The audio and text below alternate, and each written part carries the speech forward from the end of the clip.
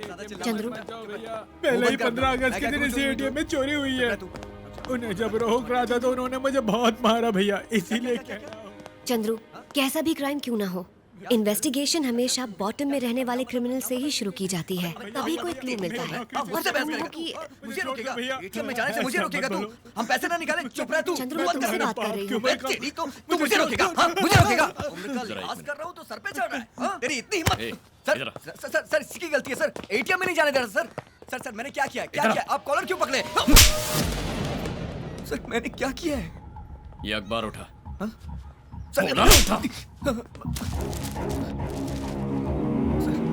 ऊपर लिखी हुई सारी हेडलाइंस पढ़। पढ़ना। 15 अगस्त को जो चोरियां हुई उसमें पुलिस को अभी कोई सबूत नहीं मिला है। आगे। स्विस बैंक में जो काला धन जमा हुआ है उसे वापस ले आएंगे, ऐसा प्रधानमंत्री ने कहा है। क्या वो हो गया? नहीं हुआ सर। आगे बढ़। किसानों का लिया हुआ कर्जा माफ नहीं हुआ, इस वजह से 2 किसानों ने कीटनाशक पी के तड़प तड़प के अपनी जान दे दी। ये हो रहा है ना? हो तो यही रहा है सर। रोड को चौड़ा करने के लिए कई किसानों की जमीनों का अधिग्रहण कर लिया गया और जिन्होंने नहीं दिया उन्हें मारा पीटा गया। अगर तू वाकई मर्द है और तेरे अंदर मर्दानगी है तो अभी इस बूढ़े पर जो दिखाई वही मर्दानगी और गुस्सा इसमें छपी किसी भी खबर पर दिखा सकता है क्या? है इतना जोश? अबे तू मार के पूछ भी मत, विरोध करके जोर से यहाँ खड़ा हर कोई सुन सके ऐसा एक भी सवाल पूछ सकता है? पूछेगा? नहीं पूछेगा, क्योंकि वो उल्टा मारेंगे ना। हम मर्दानगी कहाँ दिखाते हैं? चप्पल सीने वाला 5-10 रुपया मांगता है तब हम मर्दानगी दिखाते हैं। कोई गटर साफ करने वाला 50 रुपए ज्यादा मांगता है तो उस पे गुस्सा आ जाता है ना? और जहां एक बुजुर्ग आदमी 24 घंटे एटीएम पर चौकीदारी करता है उसका दुख तो तुम समझ नहीं पाओगे, पर कम से कम उस बेचारे को तकलीफ तो मत दो। जहां मर्दानगी दिखाने की जरूरत नहीं है वहीं दिखाते हो, और जहां दिखानी चाहिए वहां से पिट के आते हो।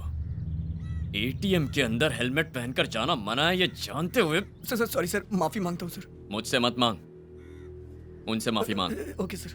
चल निकल। चाचा माफ कर दीजिए। सॉरी माफ कर दीजिए। अब नहीं करूंगा सर। Sorry sir. ये सब क्या है चंद्रू? भूल जाओ उसे। तुम क्या कह रही थी? छोटे अपराधियों से पूछेंगे तो लीड मिलेगी? नो। गायत्री, एक बात अच्छी तरह जान लो, ये किसी पर्टिकुलर एरिया में पर्टिकुलर स्ट्रीट में होने वाली रॉबरी नहीं है। अडियार, तिरुवनमयूर, बसंत नगर, इन जगहों पर मल्टीपल एरियाज में रॉबरीज हुई हैं। अडियार के किसी चोर को बसंत नगर में रहने वाले बुजुर्ग का घर कैसे पता, और बसंत नगर में रहने वाले को तिरुवनमयूर में कहां चोरी करनी है ये कैसे पता? This is something big.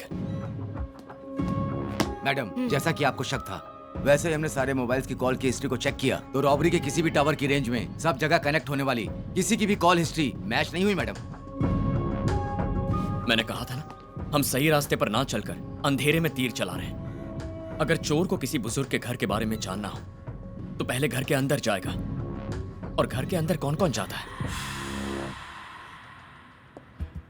पानी सप्लाई करने वाला, अखबार वाला, दूध वाला, केबल ऑपरेटर्स, घर के नौकर, sales reps, medical reps, courier वाले, water purifying service, gas cylinder वाले, होम मार्केटिंग वाले, और ये बूढ़े लोग हैं तो फैमिली डॉक्टर्स भी जाते हैं। अगर इनमें से कोई नहीं है तो फिर कौन है? मैं I coming madam? Yes. Plumber को फोन किया, वो आ ही नहीं रहा मैडम। आप उसे धमकाएंगे तो अच्छा रहेगा। बाथरूम के नल में पानी नहीं आ रहा मैडम। हे, मेरे बाथरूम में भी पानी नहीं आ रहा, ये भी कोई प्रॉब्लम है? चल जा। सुनो, उसके लिए डायल फॉर हेल्प नाम की डेटा सर्विस है ना, उनको फोन करके प्लम्बर, इलेक्ट्रिशियन, एसी मैकेनिक जिसकी सर्विस चाहिए बोल दो, वो घर पे भेज देंगे। कमिश्नर एसी मैकेनिक से इंटरनेट तक के लिए वही फोन करते हैं। अब जाओ ना।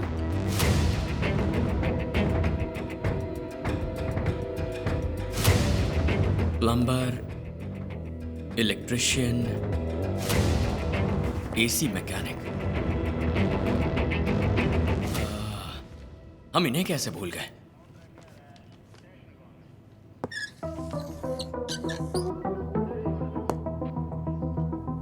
क्या नाम बताया था? Dial for help. हाँ चंद्रू, ये एक पावरफुल डेटा सर्विस है एसी मैकेनिक, प्लम्बर, इलेक्ट्रिशियन, इनमें से जो भी चाहिए वो उस वर्कर का नंबर भेज देते हैं और हम उसे फोन करके काम के लिए बुला लेते हैं। Dial for help. इनका हेड ऑफिस कहाँ है?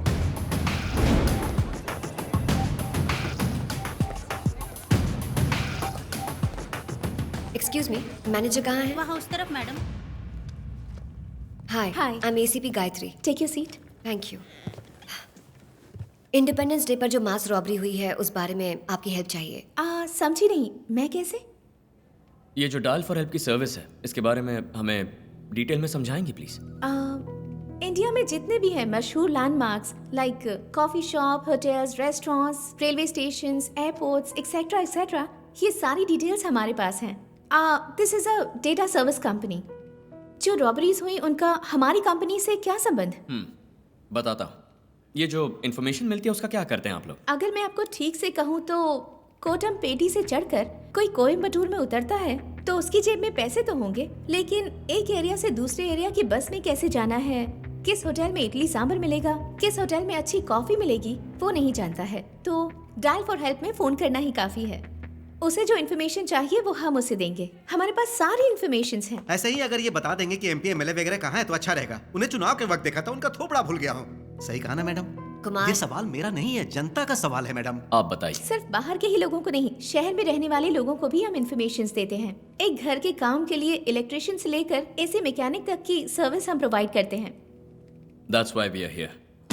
देश को दहलाने वाले आतंकवादियों की एक्टिविटीज पर निगरानी रखने वाली नेशनल सिक्योरिटी एजेंसी जो रिसर्च करती है, उससे ज्यादा एक आम इंसान की जरूरतें होती हैं और उन्हें पूरा करने के लिए कॉर्पोरेट कंपनी जो रिसर्च करती है वो ज्यादा जरूरी है, यही कह रही है ना?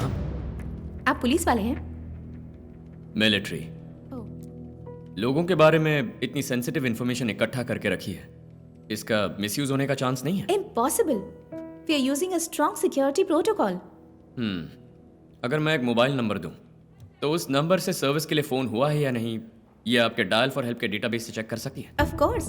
एक बार अगर कोई हमें कॉल करता है, किसने कौन सी सर्विस मांगी है, कौन सर्विस के लिए गया, उसका डेट एंड टाइमिंग हमारे डेटाबेस में सेव हो जाता है। परफेक्ट। कुमार सर, जिन घरों में चोरी हुई ये उन 50 घरों के सदस्यों के मोबाइल नंबर हैं। इनमें से किस किस ने डायल फॉर हेल्प को कॉल किया था, बता सकती हैं? 99-401-25252।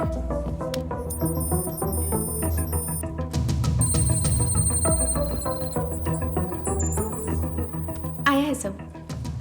तो फिर छुपाया क्यों? कब? February 2। क्या पूछा है? प्लम्बर। सर्विस के लिए किसका नंबर दिया? मारी मुत्तू का। मारी मुद्दा। गायत्री, अगला नंबर बताओ। 96290-33887। 33887।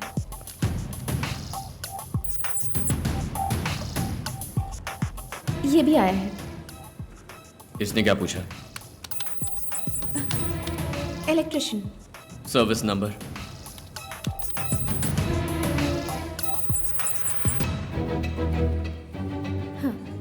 वही नंबर।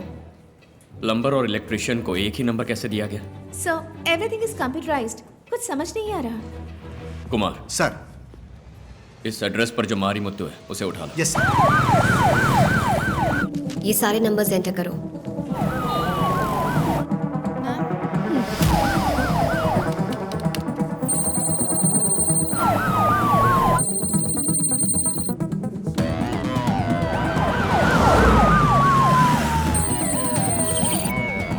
सर,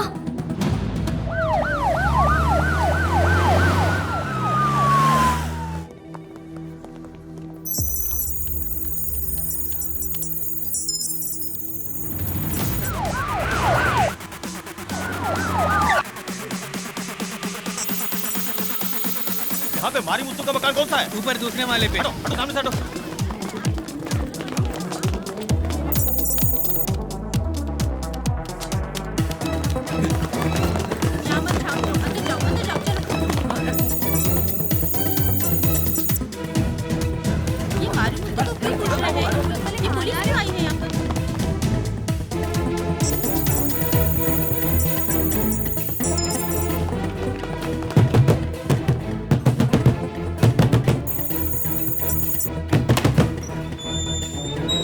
मुत्तू का घर है ना?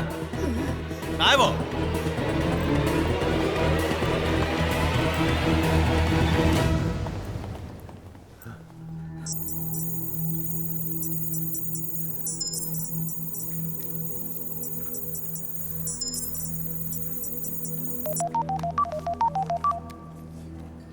सर वो मारी मुत्तू मर चुका है।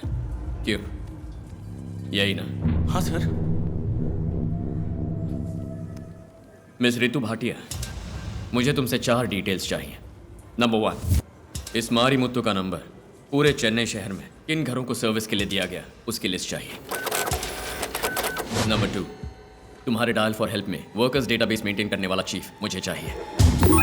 नंबर 3, तुम्हारे डायल फॉर हेल्प में सॉफ्टवेयर डिजाइन करने वाला डेवलपर, वो भी मुझे चाहिए। नंबर 4, तुम्हारी कंपनी के सारे बोर्ड ऑफ डायरेक्टर्स से मिलना है। मीटिंग अरेंज करवाओ। श्योर। 1-2 घर की बात नहीं है, पूरे 50 घर, करीब करीब 7 करोड़ के गहने और पैसों पर हाथ साफ किया है। अब तुम बताओगी गायत्री, या? माँ जी, इस केस का पहला क्लू आपके पति का मोबाइल नंबर ही है। बताइए माँ जी, आपके पति का नंबर यहाँ कैसे? मेरे पति को मरे हुए 2 साल हो चुके हैं। अब उनके नंबर के बारे में पूछेंगे तो मैं क्या बता सकती हूँ? मरे हुए इंसान के ऊपर चोरी का इल्जाम लगा के पूछताछ कर रहे हो, ये कहाँ का न्याय है?